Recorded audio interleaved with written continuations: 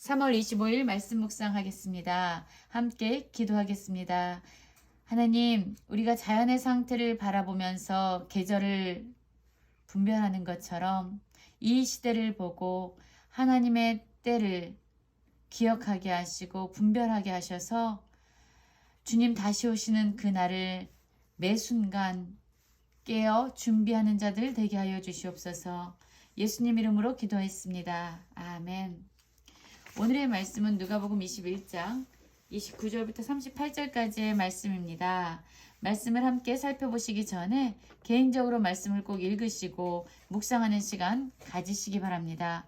21장 29절입니다. 이에 비유로 이르시되 무화과 나무와 모든 나무를 보라. 싹이 나면 너희가 보고 여름이 가까운 줄을 자연히 아나니 이와 같이 너희가 이런 일이 일어나는 것을 보거든 하나님의 나라가 가까이 온 줄을 알라라는 말씀으로 시작하고 있습니다.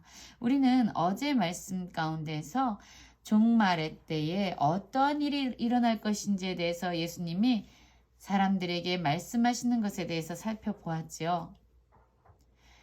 예루살렘 성이 디도 장군에 의해서 AD 70년에 완전히 파괴된 것처럼 지금 일어나지 않을 것이다 라고 생각하는 일일 수 있지만 예수 그리스도를 통해서 선포된 말씀은 반드시 이루어지고 예수님의 다시 오시는 그 재림의 날 모든 것은 심판되어질 것이고 그러나 하나님을 믿는 믿음의 사람들, 하나님의 자녀들이고 하나님의 백성들은 구원함을 입게 될 것이다 라는 말씀을 살펴보았습니다.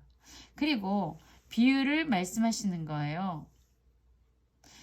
무화과 나무와 모든 나무를 보라고 말씀하십니다. 왜죠?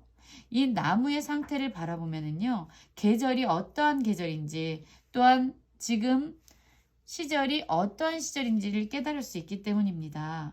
싹이 나면 여름이 가까운 거고요.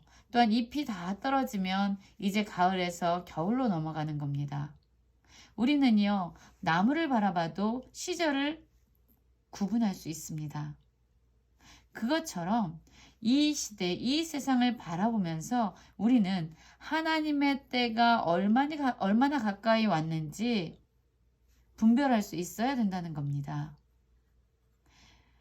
왜냐하면요, 지금 예수님이 다시 오시는 것에 대해서 무감각해지고 또한 이렇게 오랫동안 안 오시는 거 보면 예수님의 재림은 없는 것 아니야? 라고 불신하는 사람들도 있을 거예요. 그러나 예수님은 분명히 이렇게 말씀하십니다.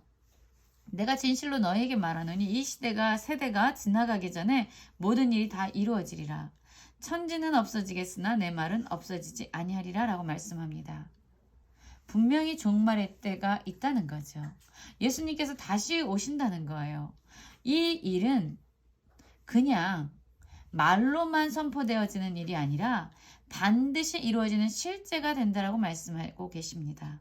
천지는 없어질지언정 예수 그리스도를 통해서 선포되어진 하나님의 말씀은 결코 없어지지 아니하고 반드시 성취되고 반드시 이루어진다라는 말씀이에요.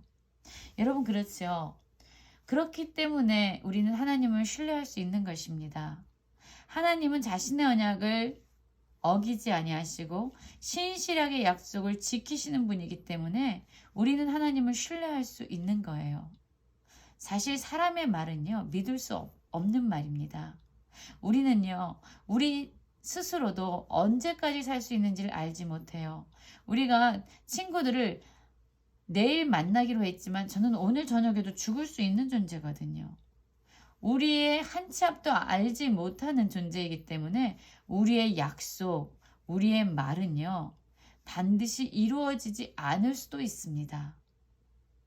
그러나 영원부터 영원까지 살아계신 하나님의 말씀, 지금 예수 그리스도를 통해 선포되어지는 다시금 예수님이 재림하시고 이 땅에 종말의 때가 올 것이라는 이 말씀은요, 반드시 성취되어지고 이루어지는 말씀이라는 거예요.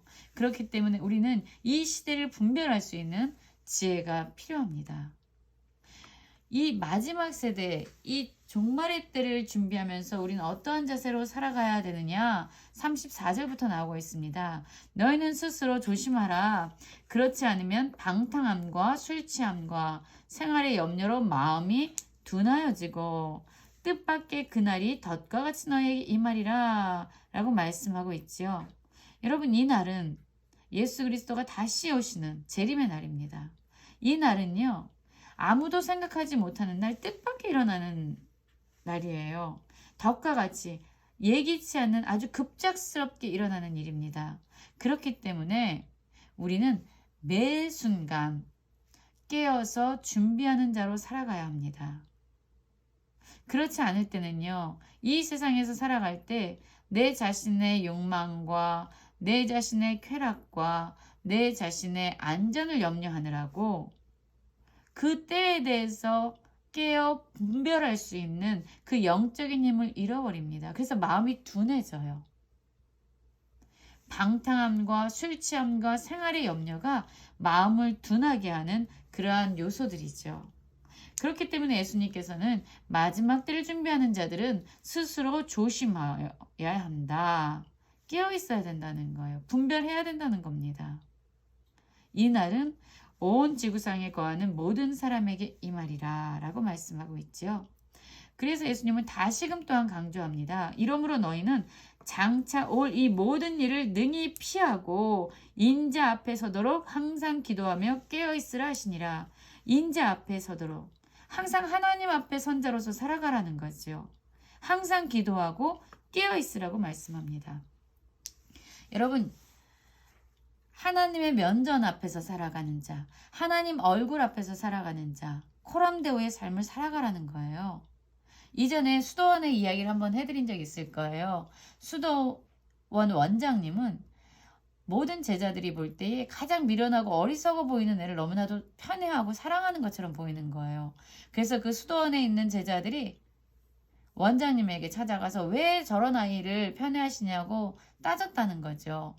그러니까 이 원장님이 어느 날 내일 너희가 이맘때 아침 일찍 모이면 내가 너희들에게 과제를 하나씩 주겠다. 그러면 그 이유를 알게 될 것이다 라고 말씀하셨다고 합니다.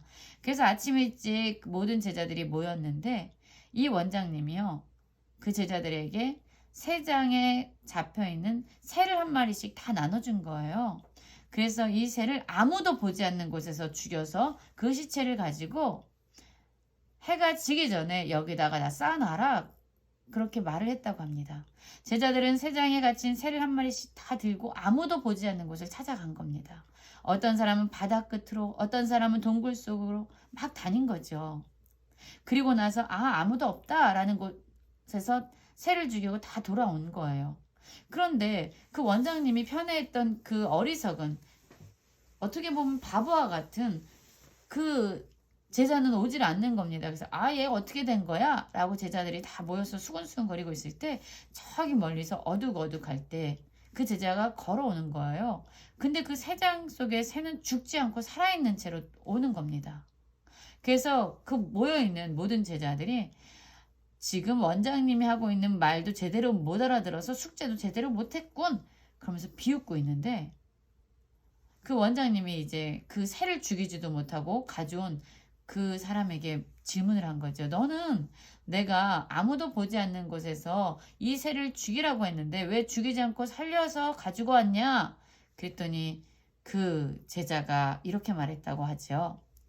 원장님, 제가 아무도 없는 곳을 찾아서 바다 끝에도 가보고 동굴 깊은 곳에도 들어가 보고 숲속 깊은 곳에도 가봤습니다. 그러나 아무도 없는 곳은 존재하지 않았습니다. 내가 가 있는 모든 곳에는 하나님이 그곳에 나와 함께 계셨습니다. 그래서 나는 이 새를 죽일 수가 없었습니다. 라고 이야기했다는 거예요. 여러분, 무엇을 말하고 있습니까? 우리가 날마다 하나님과 함께하는, 하나님이 내 앞에 계시다, 나는 항상 하나님 면전 앞에서 살아가고 있다라는 그런 코람데오의 의식으로 가지고 살아간다면 우리는 죄를 짓지 않을 수 있다는 거죠. 우리는 방탕함과 술 취함과 생활의 염려로 마음이 둔하여지지 않을 수 있다는 거예요. 왜냐하면 항상 하나님이 나와 함께하고 계시기 때문에 그분과 소통하면서 그분에게 반응하면서 살아가는 삶이 가능하겠지요. 인재 앞에 서도록 항상 깨어 기도하며 깨어있으라. 그것이 바로 이 마지막 세대를 살아가는 우리의 자세가 되어야 된다라고 말씀하는 겁니다. 그러면서 예수님은요. 낮에는 성전에서 가르치시고 밤에는 나가 감람원이라는 산에서 쉬시니 모든 백성이 그 말씀을 들으려고 이른 아침에 성전에 나아가니라. 예수님은요.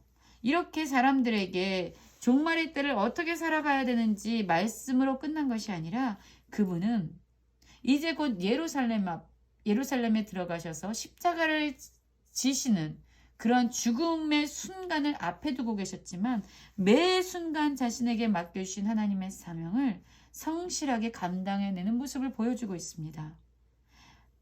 낮에는 성전에서 가르치시고 또한 밤에는 나가서 감람원이라는 산에서 쉬셨다라고 얘기하지만 이곳에서 예수님은 기도하셨습니다. 기도가 예수님에겐 쉼이었어요. 매 순간 하나님 앞에 살아가는 그러한 모습을, 코람데오의 모습을 예수님은 보여주고 계십니다.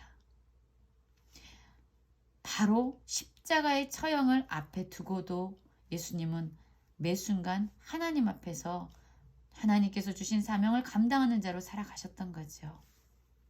여러분 지금 우리의 삶은 어떻습니까? 이 마지막 세대, 예수님의 다시 오심을 기다리는 이 세대를 살아가는 우리, 정말로 매 순간 깨어서 코람데오 하나님 앞에 서서 항상 깨어 기도하며 마음이 둔하여지지 않고 하나님의 지혜로 분별하면서 살아가고 있습니까? 예수님이 그러하셨던 것처럼 우리의 삶 역시 코람데오의 삶을 살아가는 모든 성도님들 되시길 간절히 기도합니다.